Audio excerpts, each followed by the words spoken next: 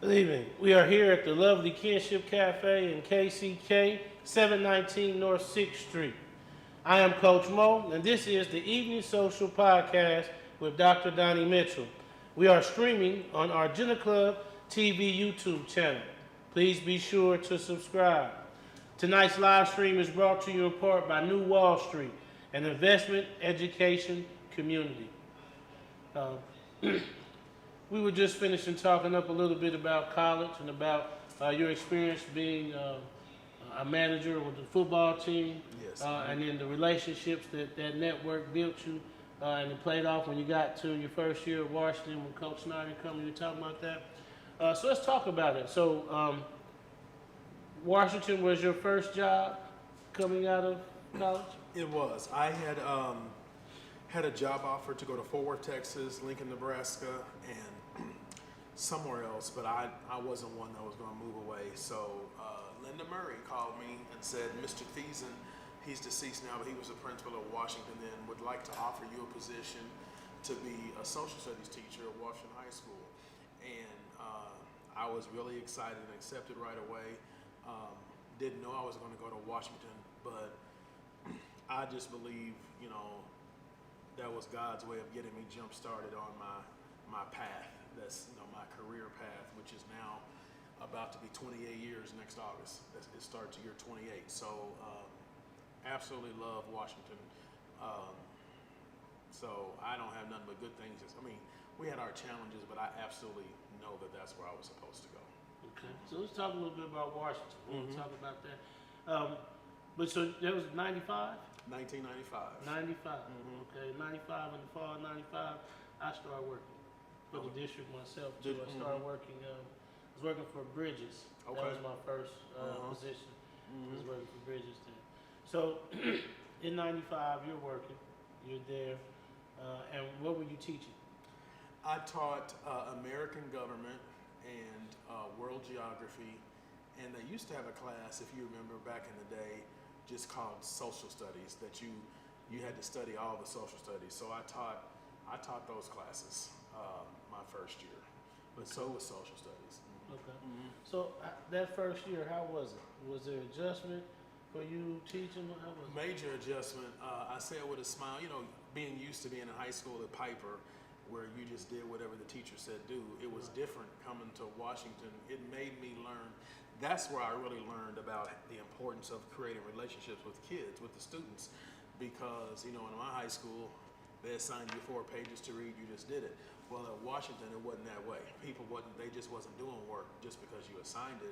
But I started getting in there and developing relationship with the kids, and just absolutely, they helped me grow as a person. And so it was an adjustment, but it was an adjustment that my life needed. So it was great. Okay. So you talked it up. You went to talk to Walt Schubloom. You had this 3-hour meeting at the library. Right. So did it come true? Were you coaching that first year? My first year, I remember going to Coach Sparkman, who was the head basketball coach. He did not One of have, my favorite people. yes, just a great man. He did not have any openings. The freshman was all full, sophomore, JV. So I asked him, can I volunteer for free? He said, sure. And he assigned me to coach Jason Druten on the freshman team. I did all the practice. I did all practices. I was his B team coach. Did everything that the other basketball coaches did, except at the end of the year, I didn't get paid. But I enjoyed doing it, and God kind of worked it out. You know, when you volunteer, He opens up doors. Probably around my first year teaching, around January, Mr. Druten, he used to call me Mitch. He said, I'm leaving. I'm moving to California. It was some girl he wanted to talk to in California. I'm moving. And he moved, and then Coach Sparkman came right to me and said, you know, I'm not going to open up the job. You volunteer with me for a whole year. There's no way I'm not going to not hire you. So if you're interested, I'd like to make you the freshman basketball coach. So that's exactly how that happened. So I feel like God allowed Mr. Druten to move so I could get that job, because he wasn't. Mr. Druten was an awesome teacher in KCK. Kids loved him, but he just decided he wanted to move, and he's still living in California now. But that's how that happened. Okay, nice. So you had the opportunity to teach and then coach within your first couple of years being in the school district. Talk about some of those relationships with coaching. And I'm asking this, I'm not trying to lead you to say anything, but I'm asking this because, once again, like I told you, this is a platform to not only put out career inspiration and talk about your career, but it's an opportunity for us to honor the achievements that you made. And one of the big achievements is that you are spoken about very highly about a lot of your former students and players about the relationship that you built. And so that's kind of one thing I want to talk about. Because I think it's important. One of the things that I believe is just, this is my belief, that a building or a program doesn't change a person. It's the relationship, the people inside it is what makes it change. You can put all the money in the world into a building or into a program, but if the people that are in that building or in that program aren't building relationships with the students or the kids, nothing's going to work. So talk about some of the relationships, and was it easy to build these relationships when you first got there or what? Some people it was. Now, you know, I had student taught the year before I went to Washington at Schlegel High School.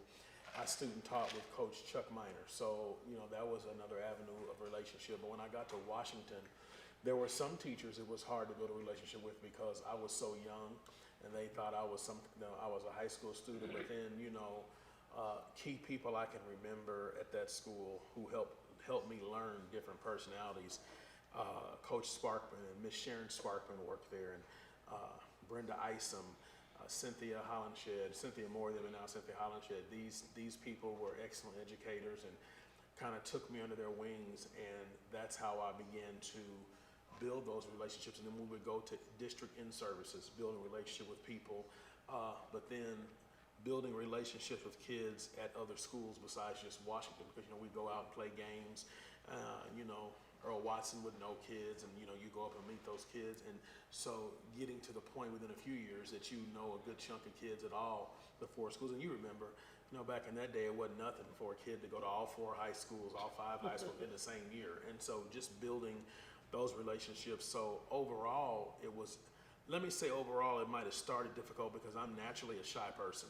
And so those people helped push me out of my shell. And so that's why I believe it was for me to go there, to go to Washington.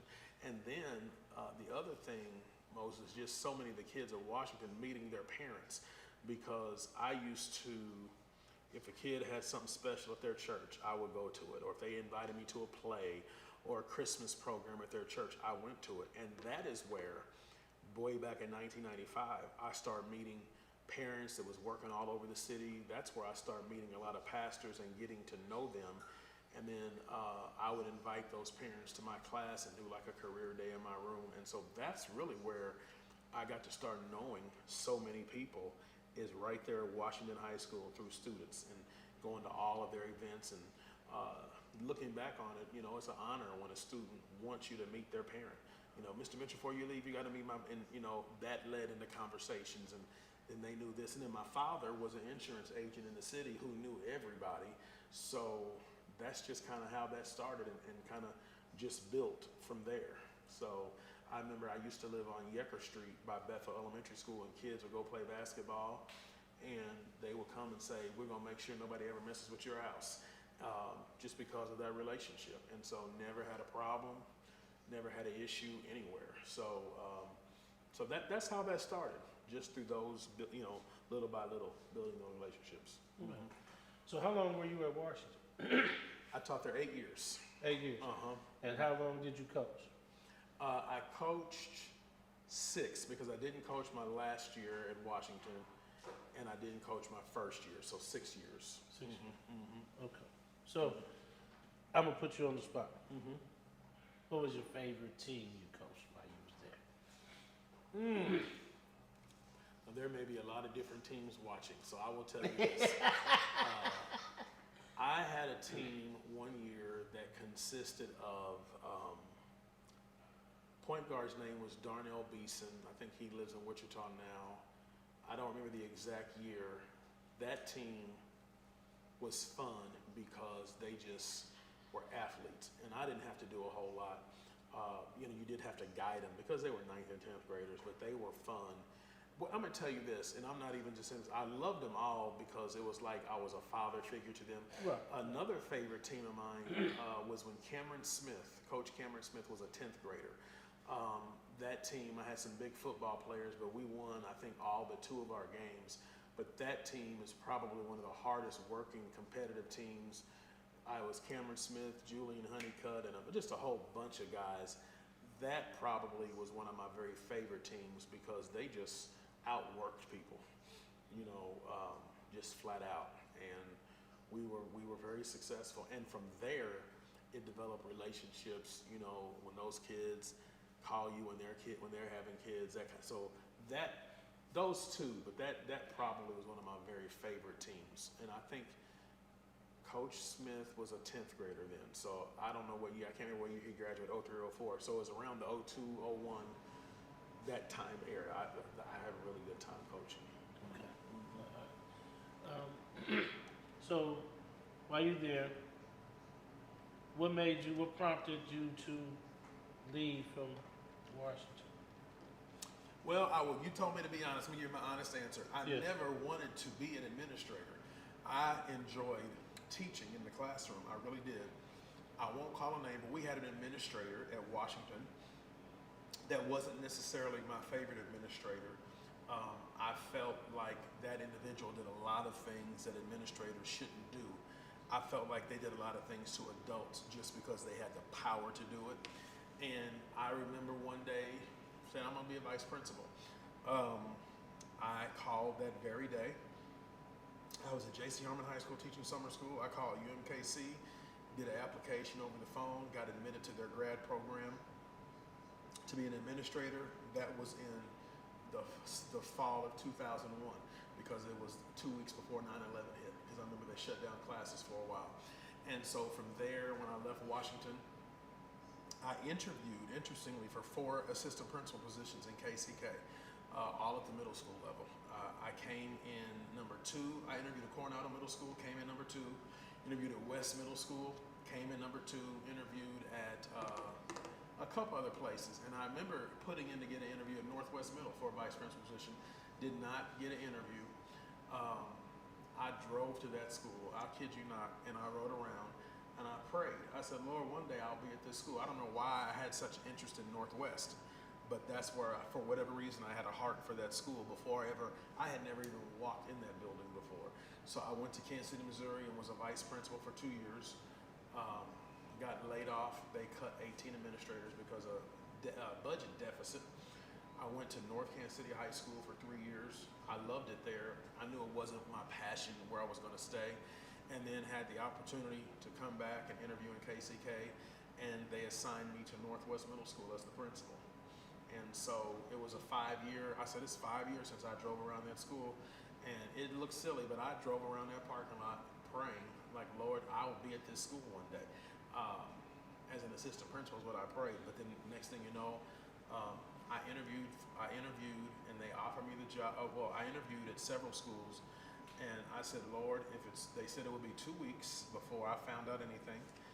Moses, I said a prayer one day at my house. I said, Lord, if it's for me to go to Northwest, let them call me in 2 days. I kid you not, that was a Tuesday. Mr. Tom Petts, who was over HR, called me on a Thursday and said, I know you said 2 weeks, but we would like to offer you the position at Northwest. And I said, can I think about it, but I accepted right away. And so that's how that all happened, and how I got back to KCK. Okay. So 5 years later, after wanting to do the administrator, you come back to where you prayed and said you wanted to be Northwest. That's where you started. Okay, now Carl B. Bruce was longtime principal at Northwest. You know, and you probably don't know this, but I've heard it when people say, you know, you're the next best thing to Carl B. Bruce at Northwest. Really? No, that's an honor. That's a compliment. They say that a lot. When you got to Northwest, let's talk about the attendance level. Because I know the difference. Because when you got to Northwest, what year was that? My daughter was born in 07, so I got there in August of 08. Okay.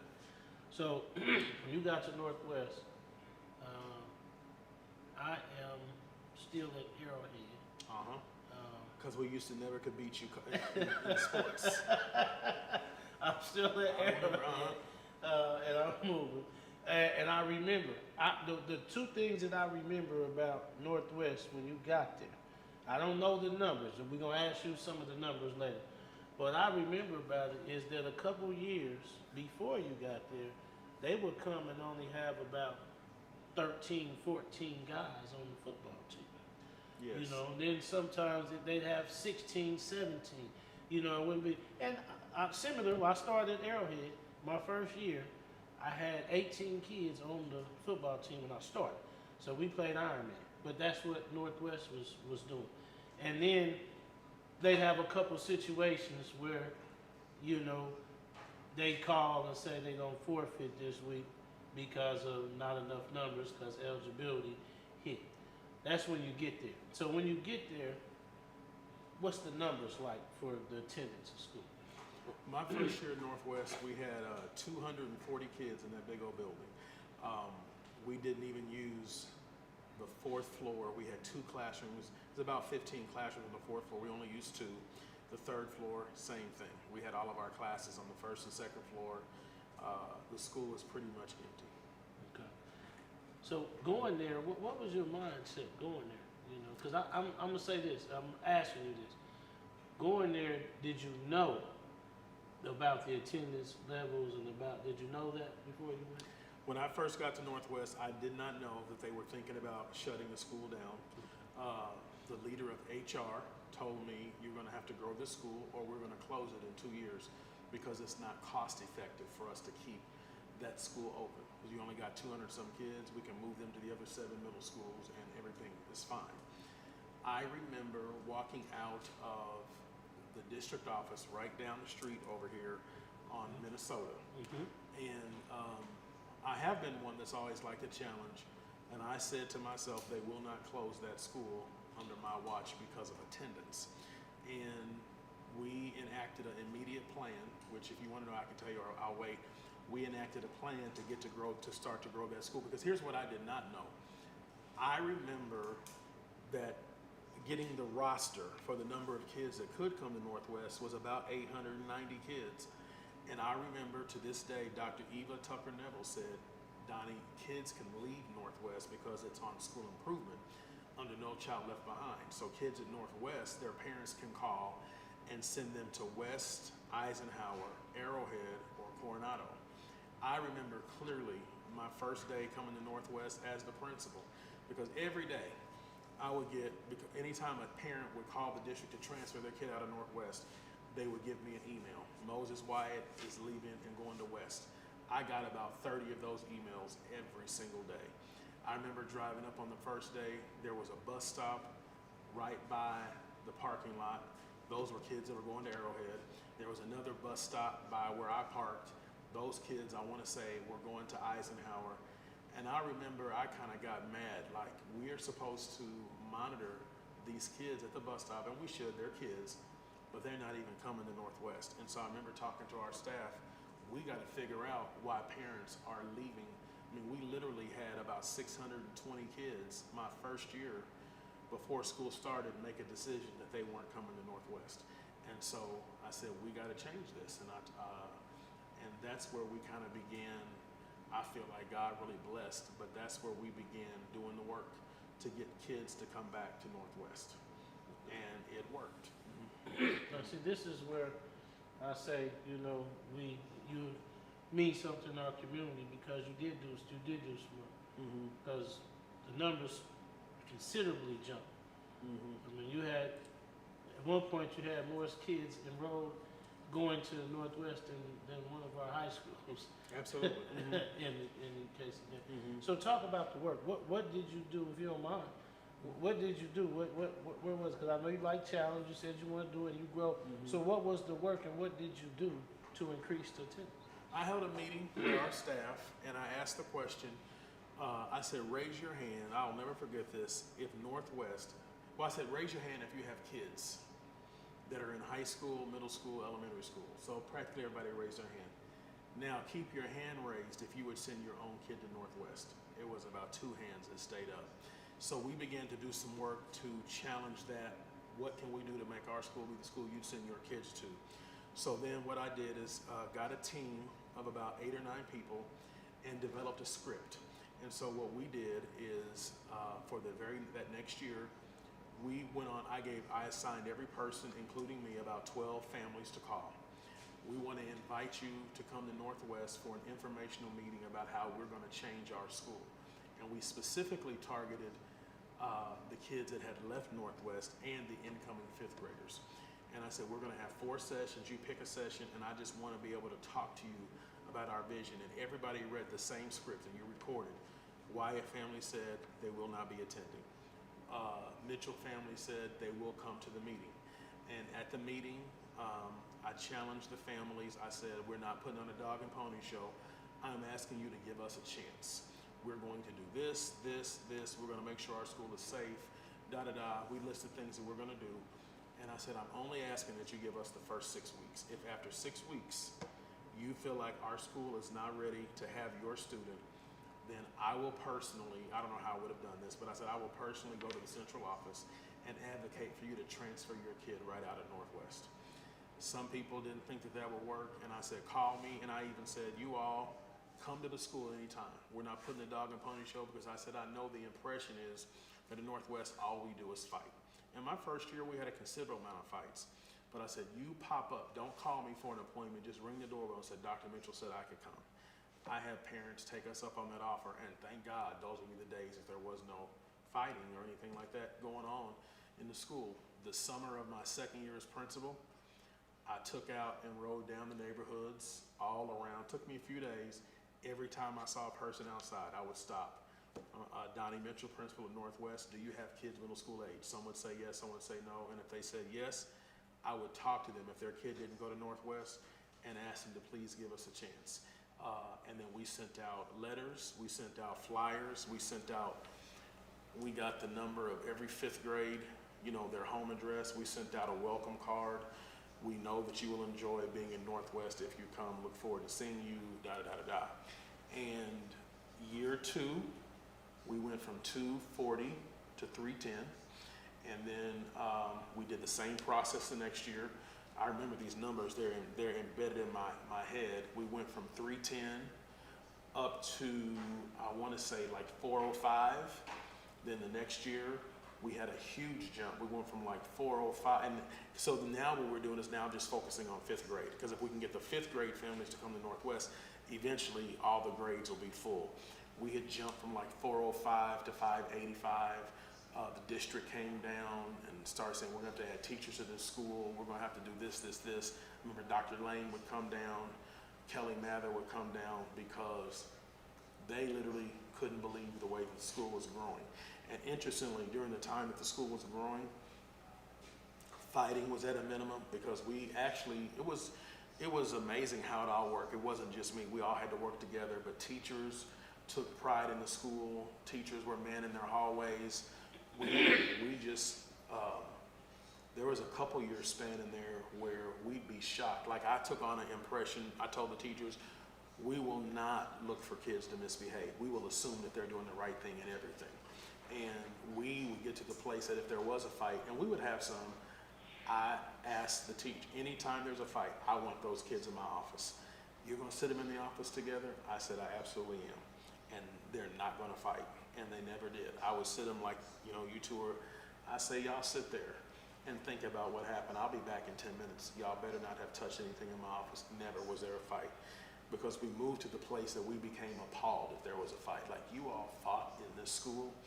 And before you knew it, we were at 800 kids. Then we were at 800, and then we had a literal waiting list. I remember Lisa Garcia, who was over student services at that time, she's Lisa Stewart now, would call me, Donnie, what do you want to do? You have a waiting list of about 35, 36 families who don't live in Northwest who want to get to Northwest. If you will take them, we'll get them transportation. I took everybody who wanted to come. I remember I had a principal, I will not call the principal's name, who called me, a long-term principal, wasn't Arrowhead, but the principal, I said she, whoever it was, I don't know what you all are doing in Northwest. It's obvious. This is what the principal told me. You all ain't doing nothing because too many kids want to come there. I took that, recorded what she said, and shared that with our staff. Guess what such and such principal said? And it just like created this culture of like, no, she didn't. And then we got to the place that we were taken off of school improvement because academics were doing this too. Now I got some good, I was blessed. I got some good teachers in at that time. That's how the school took off growing to the point that it ended up becoming our Achilles heel because it became overcrowded because my last year at Northwest, now we're sitting at, you know, what in 9-10 years, we've gone from 240 kids to 970. Same space, we were overcrowded. So what ended up helping our school ended up being the catalyst that did a lot of hurt at the end. Yeah. Thank you for sharing, but that is one of the reasons why I say, man, you instilled the pride back into it because it takes a whole village with a whole staff to be able to do the numbers like that you did. You be commended, and your staff is too. Because you had some great staff, teachers, coaches, support staff. You know, even to the point to where they had so much pride in being at Northwest that it exuded into the students. It comes from the adults first. When the adults have pride for where they are and they hold it in high regard, then the students will start doing the same. So you be committed. I've seen it. I love the culture there. I watched it change. You know, I watched it change to where me and Cam still to this day. That was our biggest rivalry. It switched. Our rivalry switched. We were rivals, but it switched to Northwest because the culture changing. Then being Cam's relationship, and then to see the success that started to come from the undefeated seasons, from not just football but basketball, wrestling. You know, to start having the success there. I mean, it was great to start seeing even the success. This when you know that you're changing the culture. When girls basketball start winning, then you know that you're changing the culture. Right, absolutely. Okay, now that's just the truth. Yeah. Especially in KCK. Yeah. When the middle school girls basketball team starts winning, then you know that the culture there has changed because now you're getting more. First of all, you're getting more female athletes. You're getting more female students. You're getting a flood.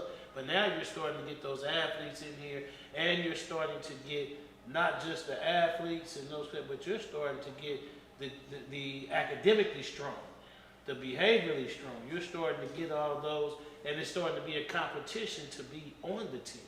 It's starting to be a competition to be on here. So that's great. That is. And if I can add, there's something I heard you say earlier in the conversation. When it comes to young people, you really have to believe in them, and that's one of the things that we started to do at Northwest. I remember, Moses, the first year I said, we're going to have a school-wide party the day before Christmas break. We're going to invite all the kids to the gym. We had about 5 or 6 classrooms that were breakout rooms where kids could watch movies. In the gym, you could dance or play basketball. The cafeteria was the game board room, play cards, and then we had other rooms if you wanted to just read. If you wanted to just read and be quiet, go to the auditorium. People say, you're going to let all these kids out of class for 2 hours to do that? I said, absolutely, because we're going to assume that there will be no trouble. And I can't think of one time that we had trouble. The kids were so shocked. And I would tell the kids, y'all people don't believe you can do this, so I got to have you do right so that we can keep doing these kinds of things. And now don't get me wrong, I had adults on alert, on standby, in the hall because they're kids. But the first time we did that, 500 or 600 kids all were in a school-wide party, and everybody was assigned to something, but the kids just had free roam. Now, if you're in the gym, you had to stay in the gym, but you could roam about, and we had 0 problems. But you gotta believe in the kids. You gotta believe that they can do it, and the adults. And so that's how I knew that our culture was really shifting, because we had kids who they had complete freedom and they weren't tearing up the school. Yeah. So that's true. We had something similar, not that, but we used to have the end of year parties at Arrowhead, and I could see the change in things because how much the kids wanted to be involved, but it was the belief in the kids, believing that they will do right, they're good, and then that you believe in them enough that you're going to have this party, you're going to give them this to do that, and they would work hard to get into it. they do. When she started that Renaissance movement, that was the greatest thing. The kids look for that though. Now they have something. Now they know you believe in them. They know you reward them for doing this. They work even harder for They it. will, absolutely. Yeah. So, man, that's great, tremendous. So I have another memory. Yes, sir. I have another memory. So before you got there, I used to have some of my AAU teams come and we would practice, in the gym there. Mm-hmm. We practice and we come in, and I used to always say Northwest is one of the, historic monuments. One of the greatest memories that I have, and some of our students have, is when you allowed us at Grant to come and tour Northwest. Because I had the young kids, I had the 3rd, 4th, and 5th grade boys, girls come, and the amount of, just the amount of pride and the way it was all laid out, that's one of our greatest memories. Because when I first was saying, hey, we want to go tour Northwest, they're like, Northwest, you want to go tour Northwest? Like, yeah, I want to go tour Northwest. That's where I want to go tour. You sure Yeah, I'm positive. I know what I want to go tour for several reasons. One, at Grant, we do have some students that go there. Right, absolutely. But 2, our students need to go see people who look like them in leadership roles. Our students need to go see a place, a building that exudes pride for being there. And that's what we saw. I still have students to this day talk to, are we going back? We're going. Because of that. And then to hear the students talk, that was what made it more etched in my mind, is the fact that when we got there, yes, the adults organized it, the adults were there, yes, the adults did some talking, but the students did the most talking and talked more about their pride for being there, Right, absolutely. what it took for them to become a student. We had a young man there that said in his 6th grade year, he don't even remember being in class because he used to get in trouble so much. Now in the 8th grade, what he's most proud of is that he's been in class every day and hasn't gotten in trouble. And he's so happy that now he's part of, there's a couple other things he was able to do besides sports. I can't remember the club, the things that he was able to do, but that's what he was so proud of, and he spoke, and that's just a testament to. I always wanted to say that I appreciate you giving us the opportunity to do that. Absolutely. But that's just a testament to the culture that you brought to Northwest. I believe, and I'm saying this because a lot of people say things about inner city schools and but they don't realize that within there are places and pockets where certain culture lives and certain culture. Absolutely not. In inner city schools, at this point in my career, is totally my preference. It always was my preference. I had 3 years where I wasn't in an inner city school, but it's a different energy in inner city schools that is hard to explain. Nothing wrong with suburban schools, but it's a different energy. And I just feel like you just have an opportunity to make even more impact. I agree. That's one of the reasons I always say, people ask me all the time, how come you stay? Because I just believe I can make more of an impact here, especially in my In community, your community, absolutely. than I can somewhere else. Absolutely. I don't knock anywhere else or say anything, but I just believe I can make more of an impact in my community. Without a doubt. So I want to ask you something that may be a hard question, but I want to talk about something. Yeah. I want to talk about, after all this growth, after all the cultural change and pride that you instilled at Northwest, what happened to you to prompt you to leave Northwest? You know, that's a great question, which I have no problem getting into, because it's almost like, because I was at Northwest for 12 years, and it's like the first 10 years kind of flowed, but the last 2 years were the roughest years of my career. And oftentimes I sit and talk to former coworkers. We work together at Northwest. Like, what happened? Like, what happened during those last couple of years? And here's what I believe happened. First of all, like I shared with you, our school had got overcrowded. We did not have the space anymore. So sometimes growth begets growth, but then there comes a time sometimes where you got to cut it, because when you have too many people in a closed space, it just shifts the whole culture and the whole atmosphere. And so that began to happen at our school. It started to happen before the superintendent, Dr. Faust, got here. And so the year before he got here was a rough year for Northwest in terms of discipline. We had saw an increase in fighting that we hadn't seen before.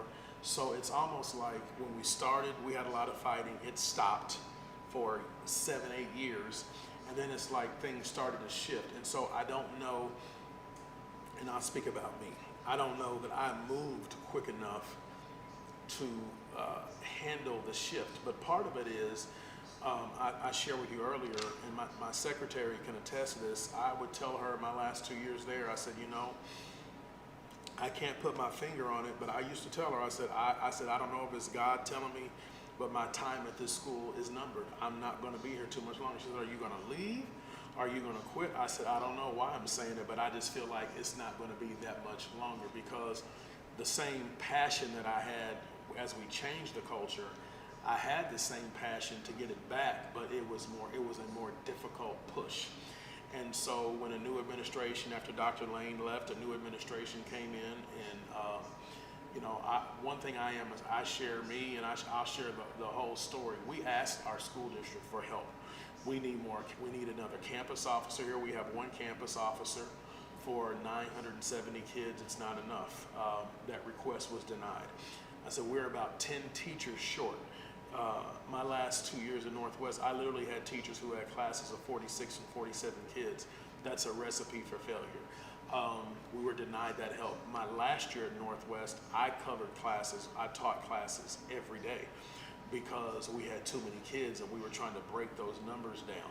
So as new administration came and walked through the schools, new administration never sat down with me to say, okay, what do you need for this school? What do you need?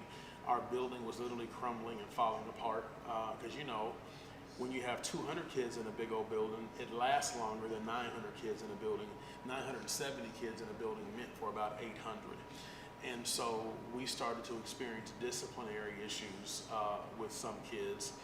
We asked for multiple resources. We were not given those resources. And I think that, which new leadership had a right, I think new leadership, when they came to town, had made a decision that they wanted somebody different to be the principal at Northwest than me.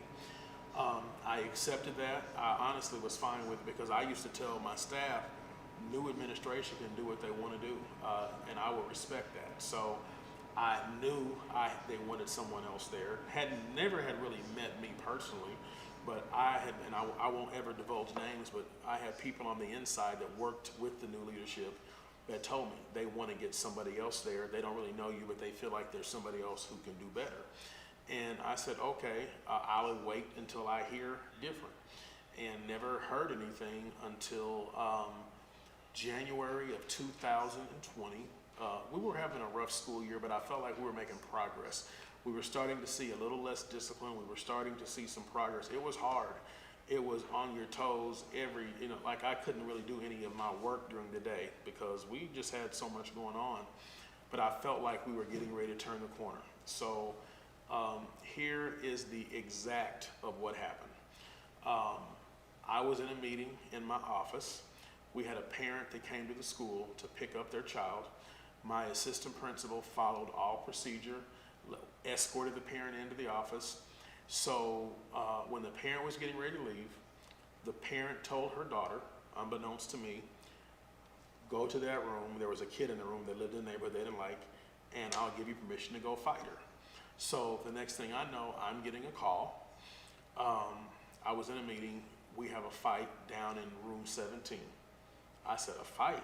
It was toward the end of the day. I go down there, and a mother and her daughter, the mother never touched the kid, but she allowed her daughter to do it and watched it. So in my mind, I'm treating it like an intrusion, also like a regular fight. Everything is perfectly fine. It wasn't fine, but everything, I did my report the way I was supposed to do my report. I felt like I needed to report it because a parent was involved in the situation. And the next thing you know, I received a call a day later. You do not need to report to work on Wednesday. There was a Wednesday. You do not need to report to work on Thursday because we're investigating your role in the fight. So I remember Moses walking up the steps in my house. And I wasn't crying, but I said, now, Lord, this is not fair. I'm being accused for a fight. I was in a meeting, a school district-sponsored meeting. But that is when it became clear to me that the plan to move me out of Northwest was really real. And it was in it. So I knew when I was told not to report to work that I probably wasn't ever going back to Northwest because I've been in the district, 12 years as a principal, but then 8 years as a teacher. So in my 20 years in Kansas City, Kansas, I've never seen a principal be told to stay home because of a fight. And you know this, you've been in the district. We done had schools where parents have fought kids, schools that we had a school in our neighborhood that had a riot fight probably a week before the fight happened in my building. Not one administrator got moved. It was just said it was one of those things that just happened. So my fight was involving 3 people, a parent and 2 daughters, and I was asked to stay home. I remember asking, what am I being investigated for? Have I done something wrong? They said, no, they're just investigating the fight. I said, okay, well, no problem. If they look at cameras, they could see everything I said was true, and it was, but I knew that that was the beginning of the end there. I ended up staying off of work for about a week, having no idea why. But again, knowing you're not going back to Northwest because and then I had someone who, again, I'll always protect their confidence, who told me that the new leadership, one of the people in the new leadership made a statement, this is what we're going to use to move him out because we can't move him out for scores because everybody's scores are low. Later to find out our scores had really grown that year. We can't move him out for discipline because everybody's having, you know this, all the secondary schools were having discipline problems every single day, maybe not Sumner, I don't know. But they said, this is what they're using to move you out. I got called to go to the central office and was told a lot of things that weren't true. Said I was letting kids smoke drugs in the building. That's a lie, but these are things that are being made up in the community. They had a board meeting where hundreds of parents showed up about me, which I didn't really know about. I was accused of getting that organized, and God knows I had nothing to do with it. Didn't even know it was going to happen. I was at church, and someone came downstairs and said, look at this. And they said all these people in the boardroom advocating for me. I was honored, so by now we're in February of 2020. So the next week, I get a call to go to the leadership's office.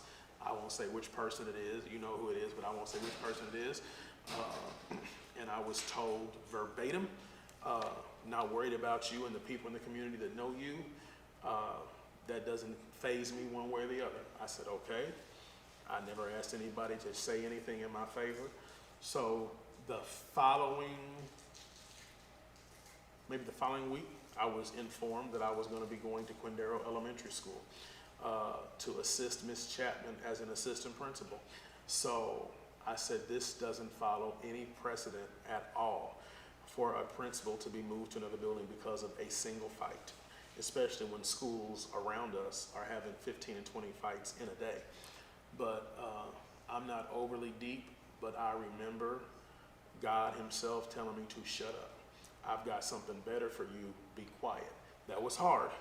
I'm not gonna say I was a perfect saint, because Lord knows there were some times, I don't even use profanity, but I think I probably cussed a lot of people out in my head. I never did it to their face, but he told me, shut up, I've got something greater for you. I'll be done with this in like 2 minutes. I went to Quindaro Elementary School. They tried to demote my pay from being a principal to an assistant principal. They found out they couldn't do that because I'd already signed a contract. So God shares with me, I told you I got your back, just be quiet. So I actually remember going to church one Sunday telling a testimony that I have half the stress but the same pay. I'm taking this as a God blessing. I love Northwest, and when I was at Quindaro, I used to have 50 and 60 kids from Northwest walk to Quindaro after school just to say hi to me. And when they were after I left Northwest that same year, when they had people filling in as principal, I had the same people who did not want me there, asking me to go back to talk to the kids about their behavior. And I remember now, I told you I'm not perfect. I wasn't being petty, but I said, no, I'm not gonna do that. I'm at Quindaro now, so I wasn't good enough to be at Northwest, because when I left, I didn't even so much as have a chance to get the stuff out of my office. I just went to Quindaro, so I had to get my stuff out of my office later. But he said, just be quiet. I will tell you, there was a plot to make lies about me. A member of Central Leadership faxed some paper. They were imaging some paperwork back to the central office to try to get me removed. I kid you not. The paper that they scanned got stuck in the scanner, and by the time that the paperwork to try to get rid of me, the next day came, they had already moved to keep me at Quindaro, so that was blocked. They couldn't move me because there was no basis. The only thing that I regret not doing, but God worked it out. I thought about getting an attorney, because I just didn't, I was so outdone. It wasn't about me. Because I ended up getting to Quindaro and loving the kids at Quindaro. And I remember telling the leadership, the superintendent at the time, I said, you literally can move me anywhere. It will not break me, because I like kids. Call me principal, call me assistant principal, I like kids. And I said, it's gonna all come out in the wash that I haven't done a thing wrong, which they never, ever, ever, ever said I did a thing wrong. So really had no basis to move me, but they did, and the superintendent has that right. And I accepted it, went to Quindaro, loved it. I went from 970 kids to 300 kids. Absolutely, same pay, loved it. And then COVID hit and they shut schools down. So that's kind of how that ended. So when it was time to get ready for the next year, I called and said, where's my job at? Oh, this is a quote. You haven't been placed? Well, they knew I hadn't been placed. So then they said, where do you want to go? I told them where I wanted to go. Then I got a call the next day and said, well, you can't go there. You're going to go to another school, Hazel Grove. Knew good and well that was done intentionally, but I went to Hazel Grove. And I'm trying not to talk too long, but I promise you, I drove through that parking lot and said a prayer. God, if this is where I'm supposed to be, I welcome Hazel Grove. Then the next day I got a call to go interview where I'm at now. And little did I know, a year later, I'd be the superintendent of that school system. So it worked out. So the way things were done was wrong, but what was done was supposed to be. It just wasn't done the right way. But I'm not bitter. I don't have an issue with not a single person. I really don't, because what was supposed to happen to me has happened for me, and I wish everybody in KCK former schools nothing but success. I really don't have I don't have a foul spirit bone in my body about the situation. I'm not saying I never did, but that day has passed. I'm in a new place and I'm happy. Love KCK still. I would do anything, but you know. And then when I went to I was invited by Miss Chapman to the ribbon cutting at Carl Bruce when they cut the ribbon, and it was about 8 or 9 people who got up and had something to say that said there's no way that we will talk about this school and not mention Dr. Mitchell. And it's like the Lord settled my spirit, like they know, just because whoever made the decision didn't know. So it's all good. But that is I have not really ever told this story publicly, but that is exactly what happened. The people that got into the fight that caused me to move, I know who they are. I'm happy with them too. I ain't got to be their principal no more, so I'm good. Okay. I'm good. Well, we appreciate you talking about that. I appreciate you being transparent and discussing that. There was a lot of hurt feelings. There's a lot of disappointed people. I was one of them. You know, you are a staple in our community still. You will forever be. And so when things happen in such a way, you know, there are feelings and go, but just know the community still loves you. Absolutely. We still believe that. Absolutely. And we know you still love us. Absolutely. Yeah. And we appreciate it. Now, what we're going to do is we're going to be checking off our live here in just a second, and then we're going to finish up. Okay. All right. This live session here is brought to you in part by New Wall Street, an investment education community. We are at 719 North 6th Street at Kinship Cafe here in KCK, a coffee house. I must also let you know that our episode sponsors, Wilson's Pizza. We're happy for them. We're also happy with our segment sponsors to have them drip ultra pure water as well as Sweeties Teas. All right, I am Coach Mo. We appreciate you tuning in for our live stream on Jenna Club TV on YouTube. Be sure to subscribe, and we'll check you next time.